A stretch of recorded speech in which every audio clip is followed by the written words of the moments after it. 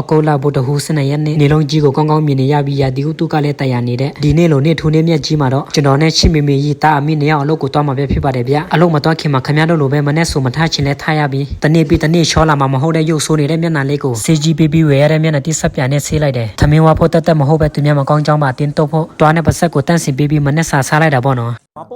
မနဲ့စားပြီးတော့ပြန်တော့အဝတ်စားလဲကသမင်းဘူးတော့ရတဲ့အလုံးမှလိုရတုံးဖို့ပစ္စည်းအလုံးပြင်ဆင်လို့ပြည်တဲ့အလုပ်ကိုတွားရတာပေါ့ဗျာကျွန်တော်ရဲ့အလုပ်တွားဖို့မှာပါမှာဖြစ်တွေကတော့ခမရတို့မြင်တဲ့အတိုင်းပဲပေါ့နော်စားလို့အရန်ကောင်းတဲ့ပန်းရောင်ကိတ်လေးရဲ့ရွှေအိုးကြီးအလို့ကြော်ရဝါဖို့ပီကီရဲ့မရွေးမုံထုံးတဲ့အချိုရည်တွေဖြစ်တာပေါ့ဗျာကျွန်တော်ကဘယ်အရာကိုမဆူမင်းနေတိတ်မကြိုက်ဘူးဗျသမင်းဘူးပဲဖြစ်ပန်းရောင်လေးဖြစ်နေမှကြိုက်တာပေါ့နော်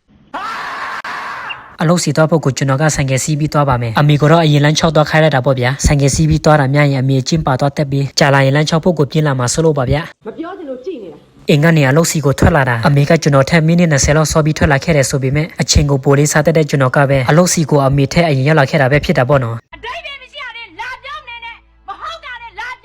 အချိန်မလေးစားတဲ့ကျွန်တော်ရဲ့ချစ်မေမေအလုပ်ကိုရောက်လာတဲ့အခါမှာတော့ကျွန်တော်နည်းနည်းပပလေးတရားဟောပေးလိုက်တာပေါ့ဗျာကျွန်တော်တရားဟောပေးလိုက်တာလူနာလို့လားမသိပါဘူးဗျအမေကကျွန်တော်ကိုစစ်ကောက်ပြီးအလုပ်တူမလုပ်တော့ပဲသူတယောက်တည်းဟိုဘက်ချမ်းမှာတလုံးနေလိုက်တာပဲဖြစ်တာပေါ့နော်မနေ့ခင်းတော့ကနေတာနေတယ်ဆိုတော့အမေကလှုပ်လို့ရင်အရန်ပူမှာဆိုလို့အပူတွေတက်တာအောင်ဆိုပြီးတော့သူ့ကိုကျွန်တော်အဖေလေးများချစ်သူများနေကဝယ်ပေးထားတဲ့ညရဲ့ပိုင်းအောင်ဝမ်းဆက်လေးပဲဝှဖြစ်လာခဲ့တာပေါ့ဗျာ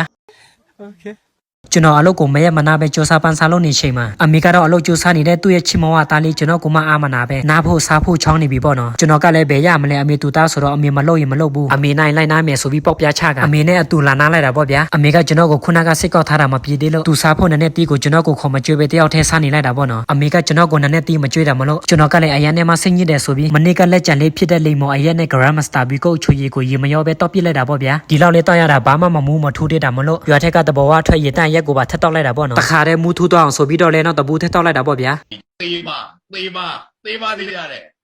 မုံဆိုင်မှာမရွေးမုံဖြစ်နေရတာထက်မမရဲ့အချီရေးမှာမရွေးခံရတဲ့သူဖြစ်ရတာကပိုပြီးနှကျင်ရတယ်ဆိုတာကိုမမတီးဖို့ဆိုပြီးမရွေးမုံကိုကျွန်တော်ထည့်ယူစားလိုက်တာပေါ့နော်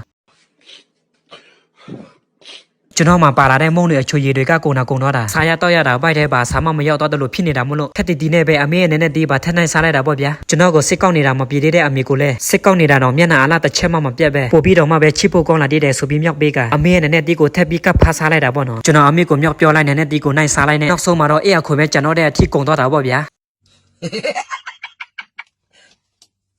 တာလို့